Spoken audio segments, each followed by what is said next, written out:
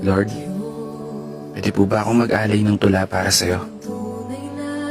Gusto ko lang po kasi magpasalamat para sa lahat ng mga biyayang pinagkaloob mo. At ganoon na rin ang paghingi ko ng tawad sa lahat ng pagkukulang, sa lahat ng pagkakamali na nagawa ko sa mundo. At higit sa lahat, mga panahong pinagluludahan ko ang mga plano mo.